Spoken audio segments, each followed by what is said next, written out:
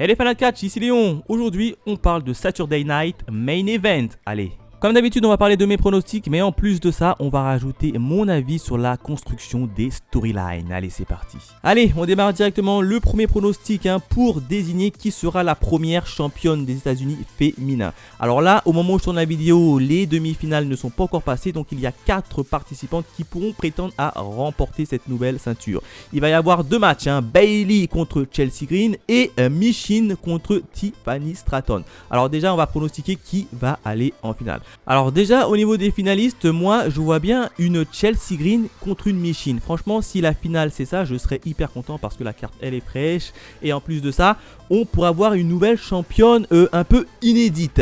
Et si la finale ce sera ça, et ben moi je vois bien une Michin remporter pour la première fois une ceinture individuelle dans le roster principal. Et ça me ferait beaucoup plaisir. Après, je me dis que derrière, tu as une petite Tiffany Stratton qui détient sa petite manette. Est-ce qu'elle ne va pas utiliser sa manette justement sur ce titre-là, sur le titre féminin des États-Unis, évidemment sur la petite Michin. Moi je pense que c'est ça. Donc si c'est Chelsea Green contre Michin, Michin va remporter la ceinture et tout de suite après Tiffany Stratton va se ramener, elle va utiliser sa manette et elle va repartir avec la ceinture. Mais option numéro 2, si la finale c'est Bayley contre Tiffany Stratton, dans ce cas là ce sera Bayley qui va remporter la ceinture. C'est vraiment dommage parce que Bayley elle a déjà tout gagné et le fait de lui donner encore une nouvelle fois une nouvelle ceinture, je serais quand même un peu déçu. Bon après je me dis que derrière tu as quand même Tiffany Stratton qui a sa manette. Pourquoi pas elle utilisera, je sais pas moi, dans le weekly ou bien dans un plus gros main event, sa mallette pour un peu récupérer le titre des mains de Bayley qu'elle estime qu'elle lui a volé. Donc voilà comment je me le vois au niveau de ce pronostic. Grosso modo, la finale pour moi ce sera du Chelsea Green, Michin. Si les deux vont en finale, c'est Michin qui remporte la ceinture et derrière Tiffany Stratton récupère la ceinture grâce à sa mallette. Dans le cas contraire, si c'est du Bayley contre Tiffany Stratton, c'est Bayley qui va remporter la ceinture des États-Unis. Prochain match, Gunther contre Finn Balor pour le titre Heavyweight Championships. Alors, qu'est-ce que j'en ai pensé au niveau de la construction de la storyline? Personnellement, j'ai beaucoup aimé. Bon, la storyline avait commencé contre Gunther et Damian Priest et qui s'est vu bien évidemment Finn Balor intervenir au milieu et demander son match de championnat. Moi, j'ai plutôt bien aimé comment ça a été amené, notamment le petit combat de Gunther contre le fameux Dirty Dom qui a pu voler la place de Finn Balor et Finn Balor qui essaye de récupérer un peu la place du leader du Judgment Day, tu vois. Donc la construction franchement elle est cool. En plus de ça, on a construit quand même un Gunther qui est pour le moment assez quand même fébrile, qui reste quand même fébrile, qui a battu Damian Priest justement sur une intervention extérieure de Finn Balor. Donc tu vois quand même Gunther, même s'il a gagné contre Damian Priest, il n'a pas gagné de façon très clean. Bon après Gunther il a rien demandé. Mais bon là faut le savoir. Et en face t'as quand même Finn Balor qui veut absolument récupérer le titre Heavyweight Champions des mains de Gunther. Donc la construction moi je l'ai plutôt bien aimé. J'ai bien aimé que les deux storylines un peu se confrontent et que Gunther rentre un peu dans la storyline du Judgment Day. Ça tu vois c'est cool et sympa. Maintenant au niveau du vainqueur entre Gunther et Finn Balor, qui va gagner? Et ben je vois franchement un Gunther gagner. Je vois même une intervention de Damian Priest. Pourquoi pas Damian Priest va intervenir en faveur de Gunther, comme d'habitude pour un peu faire perdre Finn Balor, pour lui rendre un peu en quelque sorte sa monnaie de sa pièce. Et une fois de plus, Gunther va conserver son titre, mais il va conserver son titre après avoir vu quelqu'un intervenir dans son match. Donc tu vois, ce ne sera pas une victoire belle et nette. Et donc on aura toujours un Gunther un peu fébrile et qui pourra raconter une nouvelle histoire avec, pourquoi pas, quelqu'un d'autre. Donc ici, victoire de Gunther. Autre match, Liv Morgan contre Io Sky pour le titre féminin du monde. Alors là, franchement, au niveau de la construction de la storyline, je suis extrêmement déçu car elle est inexistante. Elle est inexistante.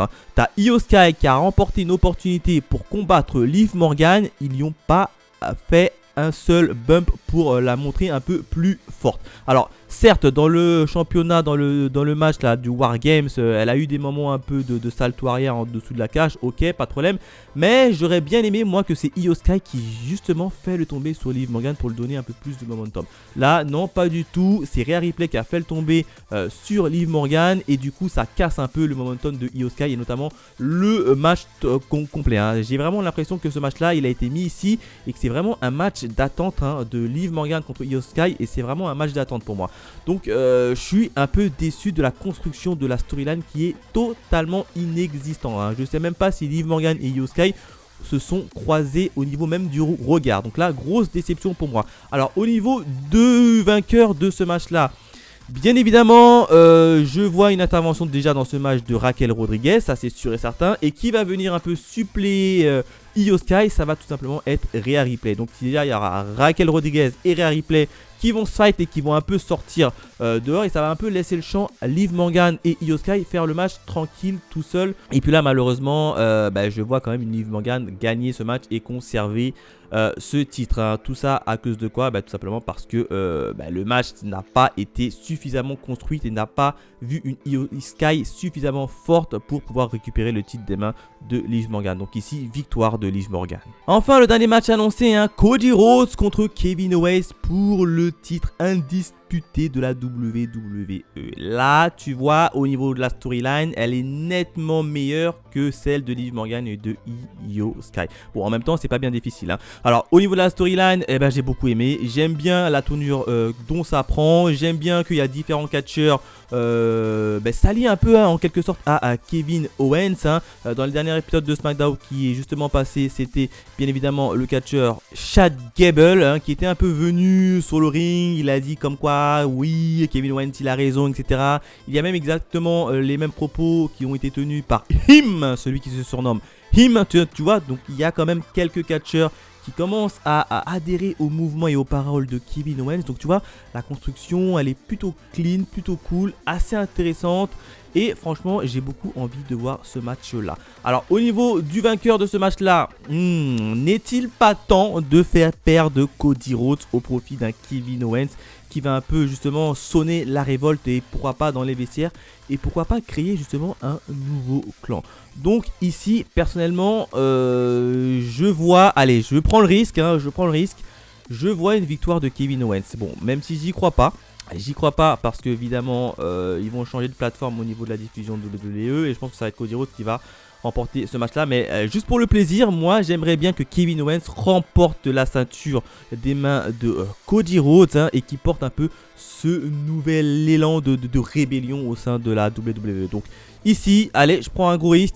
Victoire de Kevin Owens. Voilà ce que je pourrais dire au niveau des pronostics et de mes avis sur les storylines. N'hésitez pas à me laisser vos avis dans les commentaires. Quant à nous, on se retrouve certainement l'année prochaine. Allez, bye les fans de catch.